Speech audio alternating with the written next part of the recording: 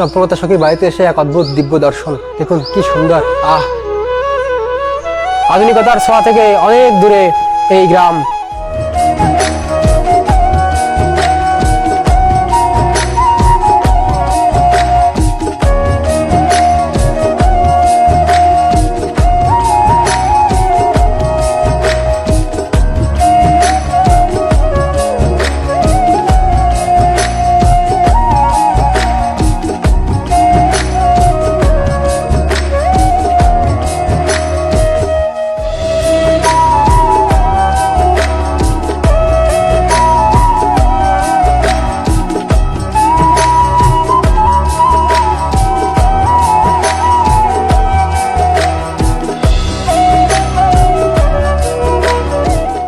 প্রিয় ভক্ত, আমার পেছনে যে সবুজের ক্ষেত দেখতে পাচ্ছেন, এটি হচ্ছে করহলা গ্রামের শ্রীমতী চম্পকলতা সখীর গ্রাম। দেখুন কি সুন্দর, কি মনোরম, কি অদ্ভুত প্রাকৃতিক পরিবেশের মাঝে বেড়ে উঠেছিল আমাদের শ্রীমতী রাধারানীর প্রিয় সখী চম্পকলতা সখী। দেখুন কি সুন্দর গ্রাম্য পরিবেশ। এখান থেকে অনেক দূরে শহর, আর এটি হচ্ছে একদম খোদ গ্রাম। এখানে আশেপাশে কোথাও কোনো শহর নেই, কেবল রয়েছে ধুধু করা সবুজের প্রান্তর। প্রিয় ভক্ত, আমার সঙ্গে চলুন করহলা গ্রামে, যেখানে শ্রীমতী চম্পকলতা সখী রয়েছে, তার সেই বাসভবন, তার সেই বাড়ি, যেখানে চম্পকলতা সখীর শৈশব কেটেছে। আমি চলেছি আজ সেই স্থানে, শ্রীমতী চম্পকলতা সখীর বাড়ি।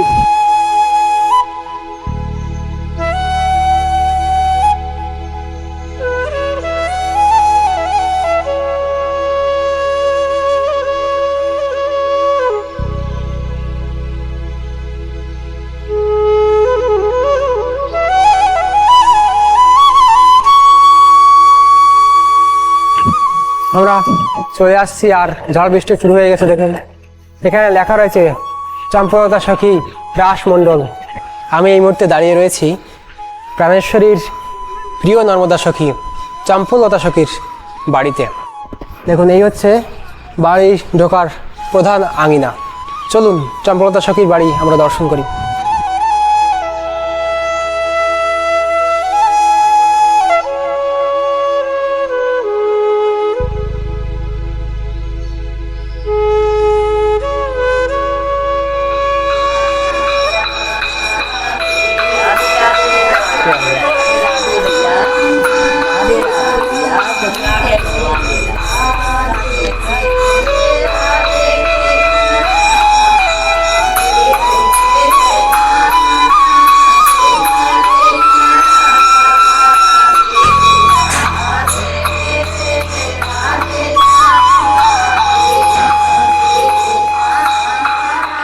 चंपकलता सखी साइड में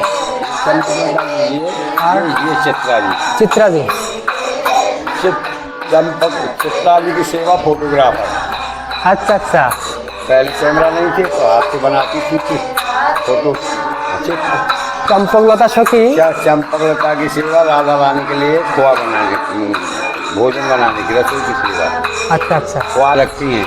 सुखित शरीर से प्रिय स्वादिष्ट भोजन, युगल उचित अनुसार प्रयोजन, युगल सरकार की इच्छा के अनुसार ही बनाती हैं। नव नूतन नित्य रुचिकर व्यंजन, मधुर सुगंधित खोआ मिष्टान, प्रीतम प्यारी आनंद चंपकलता सखी परमानंद। अति विशिष्ट उत्कृष्ट रसोई, पाक कला का रंगत हुई, बर्फी पेड़ा और कलाकंद चंपकलता मन आनंद। ये चंपकलता जी, ये चित्रा जी, ये चंपकलता जी, ये चित्रा जी। चित्रा जी की सेवा फोटोग्राफर। पहले कैमरा नहीं थे तो हाथ से चित्र बनाती थी। चंपकलता की सेवा किचन की, खाना बनाने, खोआ से जो मिठाइयाँ बनती हैं उनको बनाने में ये बहुत ही निपुण है। खांड के करुए बनते हैं ना, खांड के करुए भी अच्छी बनाती हैं। राधा रानी के लिए खेलने के लिए मिट्टी के खेलखिलौना भी बनाती हैं। प्रिया प्रीतम में आपस में मान हो जाता है ना, मान माने आपस में झगड़ा, तो इनका राजीनामा भी कराती है, सुलहनामा भी कराती हैं। ब्रज की गुरुलताओं की रखवाली भी कराती हैं और चवर सेवा। আমি রয়েছি শ্রীমতী চম্পকলতা সখীর বাড়ির আঙিনায়। আপনারা দর্শন করলেন চম্পকলতা সখীর ছিল যে দিব্য কুটির ছিল, সেই কুটিরের ভেতর আপনাদেরকে শ্রীমতী চম্পকলতা সখীর দর্শন করিয়েছি। আর এখানে প্রতিদিন অনেক অনেক ভক্তরা আসেন দর্শন করতে, যদিও অত্যন্ত প্রত্যন্ত অঞ্চল, অনেক দূরে গ্রামের ভিতরে, তবুও অনেক ভক্তরা প্রতিদিন শ্রীমতী রাধারানীর এই প্রিয় সখীর দর্শন করতে আসেন। তো আমি আপনাদেরকে এখন নিয়ে যাব এই স্থানে যেখানে শ্রীমতী রাধারানী তার প্রিয় সখীরা চম্পকলতা, তুঙ্গবিদ্যা এবং অষ্টসখী বৃন্দ তারা যে স্থানে রাস করেছিলেন সেই স্থান দর্শন করার জন্য। রাধেশ্যাম বাবা, প্রিয় ভক্ত, এই আঙিনা শ্রীমতী চম্পকলতা সখীর বাড়ির আঙিনা। এই স্থান দিয়ে হাঁটলে, এই স্থান দিয়ে স্পর্শ করলে, এই স্থানে চললে আপনার মনে হবে যে না, এটি সেই স্থান, এটি সেই রজ, যে রজের মধ্যে এখনও চম্পকলতা সখীর, শুধু চম্পকলতা সখী নয়, কেমন চম্পকলতা সখী যেখানে আসতেন সেখানে রাধারানী আসতেন, সেখানে বিশাখা সখী আসতেন, সেখানে ললিতা সখী আসতেন, ইন্দুলেখা, চিত্রা, তুঙ্গবিদ্যা সকল সখী সেখানে আগমন ঘটত। এবং শুধু কি সখীবৃন্দ, কত মঞ্জুরবৃন্দ এই স্থানে আসতেন, রাধারানী এবং কৃষ্ণের শৃঙ্গার করতেন। তো সেই সকল অতি প্রাচীন লীলাস্থলী এই চম্পকলতা সখীর বাড়ির আঙিনা। এখানে যে সমস্ত বৃক্ষগুলো দেখা যাচ্ছে এগুলো অতি প্রাচীন। তো চলুন আমরা চম্পকলতা সখীর বাড়ির আঙিনাটি ঘুরে দর্শন করি। এটি হচ্ছে চম্পকলতা সখীর বাড়ির আঙিনা। দেখুন কি সুন্দর, আজও পিলি বৃক্ষ, তারপর তমাল বৃক্ষ দেখতে পাওয়া যায় এই স্থানে এলে। আর দেখুন বাড়ির চারপাশের আঙিনাটাও কত সুন্দর, কত দিব্যতায় ঘেরা, কত প্রাণবন্ত আজও এই সখীর গ্রামের চারপাশ। কি সুন্দর, কত পবিত্র। সখীদের বাড়িতে এলে কেবল সখীদের বাড়ি দর্শন করে চলে যাওয়াটা ঠিক না, কেননা একজন ব্যক্তির বাড়ির চারপাশের আঙিনা কত সুন্দর হয়, তাহলে যেখানে শ্রীমতী চম্পকলতা সখী দীর্ঘকাল বসবাস করেছিলেন সেই স্থান কত সুন্দর হবে। দেখুন এই যে কঙ্কন কুণ্ড আমার পাশে রয়েছে, এই কুণ্ডে শ্রীমতী চম্পকলতা সখী কত স্নান করেছেন, সখীদেরকে নিয়ে রাধারানীর সহিত এই কুণ্ডে কত জলকেলির লীলা রয়েছে। এইসব দিব্য কুণ্ড আজও এই ব্রজের মাঝে সুরক্ষিত রয়েছে। যদিও এখানে আধুনিকতার ছোঁয়া লাগেনি, কুণ্ডের চারপাশ বাধাই করা না, হয়তো সেই সৌন্দর্য নেই, কিন্তু প্রাকৃতিক পরিবেশের মাঝে যে সৌন্দর্য বিদ্যমান সেই সৌন্দর্য কিন্তু শান বাধাই করা কিংবা লাল পাথরের দেয়ালের ভিতরে কিন্তু এই সৌন্দর্য খুঁজে পাবেন না। প্রিয় ভক্ত, এই সেই পবিত্র রাজ যেখানে মিশে আছে শ্রীমতী রাধারানীর শৈশবের লীলা এবং প্রাণেশ্বরীর প্রিয় সখী চম্পকলতার বাল্যলীলার এই ভূমি, এই করহলা গ্রাম।